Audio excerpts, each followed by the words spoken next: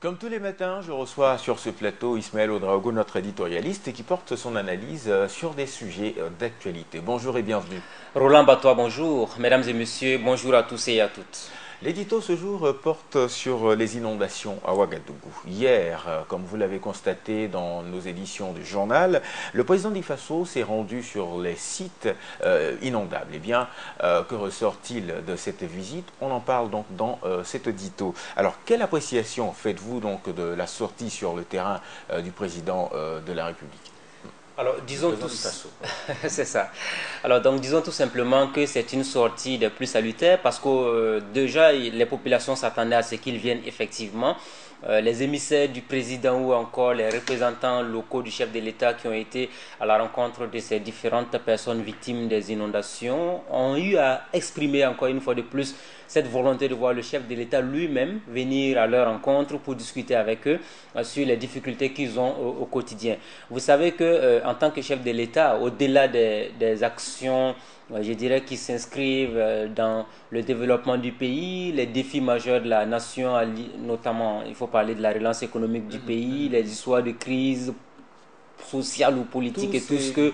Il y a tellement de problèmes, tellement de dossiers à gérer, mais il y a également une population assez importante quand même qui est au cœur de toutes ces préoccupations parce que le président peut voyager, il peut faire le tour du monde, mais dans le fond, il y a cette population qui a besoin de son président, cette population qui a besoin d'aller à la rencontre de son chef de l'État, le président qui a compris du reste le message, qui est allé sur le terrain et qui a discuté avec les populations justement de quelques zones, hein, parce que vous savez que c'est des zones qui ont été choisies, notamment les sites d'accueil de ces personnes qui ont été victimes des inondations. Je me rappelle qu'une fois on a diffusé un reportage où il y a une dame qui disait nous voulons que le président vienne lui-même nous écouter, vienne lui-même s'enquérir de nos difficultés, et je pense que c'est cette image-là qu'il a voulu notamment donner. Aller d'abord constater des visu l'effectivité notamment de ces différents cas d'inondation. La deuxième chose, c'est d'aller voir dans quelles conditions sont logées les populations. Troisième élément, est-ce que ces populations sont bien nourries? Est-ce qu'elles bénéficient aujourd'hui des moyens adéquats? Vous avez vu un peu cette image avec les moustiquaires imprégnés et tout. On sait que c'est une période de palu. Il faut quand même mettre les uns et les autres dans de très bonnes conditions, à l'abri de toutes ces difficultés, parce que si au lendemain des fortes pluies ou encore du relogement de ces personnes-là, on est encore retombé dans des histoires de maladies, on n'a pas fini, c'est encore la population burkinabé qui en pâtit. Donc, l'appréciation globale que l'on fait de ces déplacements du chef de l'État sur le terrain, c'est d'abord saluer. Et le fait aussi de dire qu'il agit ici en tant que premier responsable, comme il l'a lui-même dit, hein, si vous avez suivi le journal, il l'a lui-même dit en tant que premier responsable du pays, il se devait d'aller à la rencontre de sa population, discuter avec tout le monde pour savoir effectivement qu'est-ce que les uns et les autres ont comme souci, afin qu'ils puissent éventuellement, à travers bien sûr tout un comité, parce qu'il travaille avec toute une équipe, mettre en place ce qu'il faut pour venir en aide à ces populations qui sont dans le besoin aujourd'hui. Alors, quels sont les principaux constats qui ont été faits par le chef de l'État et sa délégation? Alors, d'abord, nous disons tout simplement que le premier constat majeur qui a été dégagé par le chef de l'État et sa délégation, c'est le fait qu'il y a la nécessité de trouver rapidement donc, un autre site d'accueil pour ces personnes victimes d'inondations. Avant la rentrée scolaire. Avant la rentrée scolaire. Nous sommes déjà pratiquement après mi-août. La rentrée scolaire, c'est pour début octobre, mais avant début octobre, vers mi-septembre, disons dans un mois, les enseignants vont reprendre donc le chemin des écoles avant de préparer donc l'arrivée des élèves. Ça veut dire qu'il faut impérativement donc trouver un autre site d'accueil pour ces populations qui sont victimes de ces inondations. Ensuite, le président a soulevé un autre élément très important. Est-ce qu'ils arrivent à s'alimenter correctement? Parce qu'il faut quand même trouver à manger pour ces populations régulièrement. Au-delà de l'alimentation, les moustiquaires imprégnés, autre point important qui a été soulevé, c'est l'accessibilité à l'eau potable. Vous savez que chaque fois, ça va même au-delà de Burkina Faso, chaque fois qu'il y a des inondations dans les pays, l'un des éléments majeurs, c'est surtout l'hygiène qu'on essaie d'apporter sur les sites d'accueil de ces personnes qui en sont victimes. Parce que s'il n'y a pas d'hygiène sur ces sites-là, généralement la conséquence immédiate, c'est qu'on peut avoir des maladies comme choléra et entre autres. Et après, la conséquence, ça peut toucher le maximum de personnes, entre autres. Donc, il y a également, donc, ce sont essentiellement, et je pense que ce sont les points essentiels. Il a parlé de l'alimentation, le fait de soigner les populations, l'accessibilité à l'eau potable, mais également la réinstallation des sinistrés pour pallier à toute éventualité, avec notamment la rentrée scolaire 2016-2017 qui se pointe à l'horizon actuellement. Alors, quelles sont les perspectives? Alors, il a dit, je pense que ça ressemble bien à une profession de foi à l'endroit de ces populations-là. Nous allons faire en sorte qu'on puisse trouver véritablement et rapidement une solution à vos différents problèmes. Premier élément. Deuxième élément, c'est également avoir un message clair à l'endroit de toutes ces populations. Une chose est, cette année, encore une fois de plus, de dire qu'on va trouver des solutions à leurs problèmes. Mais si vous remarquez quelque chose qui est assez éloquent dans cette histoire des inondations ou des sinistrés, chaque année, pratiquement, ce sont les mêmes populations qui en sont victimes. L'idéal serait qu'après la saison pluvieuse, on puisse avoir un cas de débat clair sur l'avenir, notamment de certaines zones du Burkina Faso, notamment dans les grandes villes comme Ouagadougou et les autres villes de l'intérieur, parce qu'il y a des gens qui sont toujours installés dans les zones inondables. Ils savent pertinemment que c'est une zone. Quand il y aura de grosses pluies, certainement qu'on ne va pas s'en sortir. Mais après la saison pluvieuse, comme la saison sèche dure tellement au Burkina Faso qu'on ne sent pas très souvent donc l'impact. Mais dès que la saison pluvieuse s'installe, on revient encore dans les mêmes discussions, dans les mêmes éléments et autres. Donc l'idéal serait qu'on arrive véritablement à discuter et avoir un langage de fermeté à l'endroit de toutes ces populations. Parce que vous vous rappelez qu'il y a eu les inondations du 1er septembre 2009. Dans la zone de Yakma, on avait donné des terrains à des personnes qui ont quitté notamment Dapoya, entre autres des quartiers qui étaient inondables.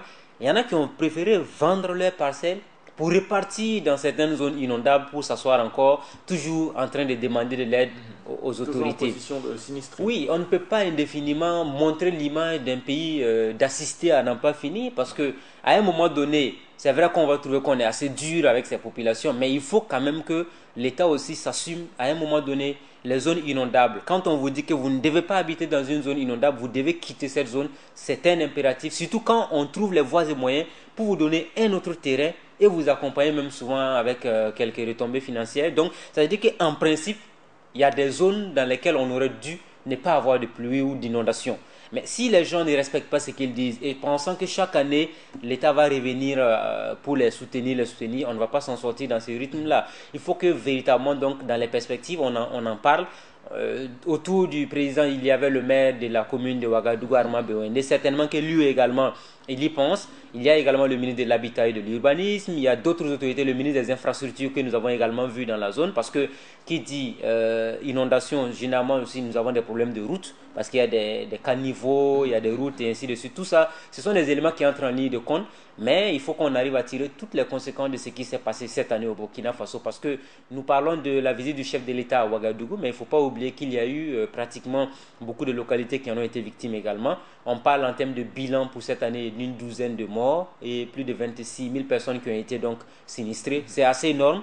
Ça veut dire qu'il faut couvrir l'ensemble du territoire. Dans les zones où on peut trouver des solutions pour éviter d'avoir l'année prochaine des sinistrés, et bien qu'on les résolve dès maintenant pour éviter des cas, je dirais, malheureux l'année prochaine. Alors, qu'est-ce qu'il faut faire réellement, concrètement, d'autant que après, à l'issue de cette visite, on a eu donc la participation de presque tous les acteurs donc concernés par voilà donc les infrastructures à réaliser. Alors, qu'est-ce qu'il faut faire concrètement pour ne pas encore se retrouver l'an prochain à une autre visite du chef de l'État dans les zones voilà et voilà en visite donc aux sinistrés? Alors, une autre visite l'année prochaine que nous espérons qui pourrait servir sans doute à lancer des travaux d'intérêt, je dirais, pour l'ensemble de la population, pourquoi pas. Alors, disons tout simplement, qu'est-ce qu'il faut faire? Alors, elle est très simple, la solution, c'est d'abord le fait d'aller sur le terrain. Il a été sur le terrain, il a vu ce qui se passait. Il y a souvent, vous savez que nous apprécions toujours un chef de l'État d'action, qu'un chef de l'État qui est assis dans le bureau. Tranquillement, on vient lui donner on lui donne des rapports pour dire, Monsieur le Président, tout va bien. Non, vous n'avez pas besoin de vous déranger, non. C'est toujours bien d'aller sur le terrain vous-même. Vous avez le constat, vous avez regardé vous-même, vous savez de quoi il s'agit. Mais au lendemain de cette visite du chef de l'État, ça ne se limite pas aux déclarations qui ont été faites. Il y a un comité restreint qui s'installe, qui établit donc les voies et moyens, les perspectives par rapport à la gestion de cette crise, parce que le président allait s'engager auprès des populations. Il a l'obligation en tant que chef de l'État de respecter sa parole auprès des populations qu'il a eu à rencontrer. Donc du coup, la respectabilité de cette parole, c'est d'abord des actions concrètes qui doivent être posées. Et ce n'est pas à lui seul de s'asseoir pour dire, voilà ce que je veux faire. Il a une équipe, il a des techniciens autour de lui, ils vont lui faire des propositions et en dernier ressort, il va tirer, je dirais, les conséquences de tout ce qu'il faut faire, ce qui ne doit pas être fait. Et en ce moment, ils vont lancer des actions dans ce sens. Mais vous avez parlé de qu'est-ce qu'il faut faire pour la suite. D'abord, un comité de réflexion, Ensuite, il y a également des actions concrètes à entreprendre, notamment le curage des caniveaux qui ne doit pas se faire pendant la saison pluvieuse. Mais comme on sait bien qu'on vient de sortir d'une situation exceptionnelle où il n'y avait même pas de maire pour la ville de Ouagadougou, l'année prochaine, certainement qu'il y aura le sens de l'anticipation. Deuxième élément, ce qui est assez intéressant aussi, c'est de savoir qu'est-ce qui va être pris comme mesure et ces différentes mesures qui vont être prises là, est-ce qu'on va mettre l'accent sur la respectabilité des principales décisions qui seront prises? Et ça, c'est un défi majeur à relever pour éviter qu'on retombe effectivement l'année prochaine dans les mêmes difficultés. Alors, quelle est la responsabilité de tout un chacun face à cette situation? Alors, la responsabilité, elle est partagée à tous les niveaux. Quand on dit l'État, j'aime bien dire l'État c'est qui? L'État c'est nous tous, nous sommes l'État. L'État ce n'est pas un individu. On a des gens qu'on a voté pour nous diriger, mais l'État c'est tout le monde. Alors ce qui est assez intéressant, de plus en plus on a remarqué que dans la plupart des villes du Burkina Faso, les nouveaux maires ont compris le message parce que chacun sort avec les populations, on arrive à curer les caniveaux, on essaie de débarrasser la ville des ordures, chacun essaie d'apporter sa touche. C'est ça le développement endogène. Quand on parle de développement endogène, ça partira de nous-mêmes avant d'arriver chez les autres. Ça, c'est déjà quand même un comportement salutaire. Ça veut dire que dans tous les quartiers, s'il y avait des organisations, et c'est ce que j'ai tendance à dire à tout moment, un conseiller municipal qui n'est pas responsable dans un conseil municipal, ça veut dire qu'il n'a pas de responsabilité claire, mais au niveau de son quartier, il a une responsabilité. Le président, lui, pourrait travailler à avoir des investissements ou des fonds qui vont venir, mais dans le fait, ceux qui ont été élus, c'est eux qui doivent travailler à sortir le pays de ce sous-développement avec des actions concrètes de développement avec les populations locales. Souvent, c'est la démarche ou encore la sensibilisation qui manque le moins. Ça veut dire que si vous discutez avec les gens, vous leur faites comprendre la nécessité de travailler vous-même pour sortir le pays du sous-développement, il n'y a pas de raison que ça ne marche pas. On se rappelle que dans une commune de Ouagadougou, à un moment donné, il y avait tellement d'insécurité dans la zone que les populations se sont cotisées et ils ont pu obtenir plus de 8 à 9 millions de francs CFA.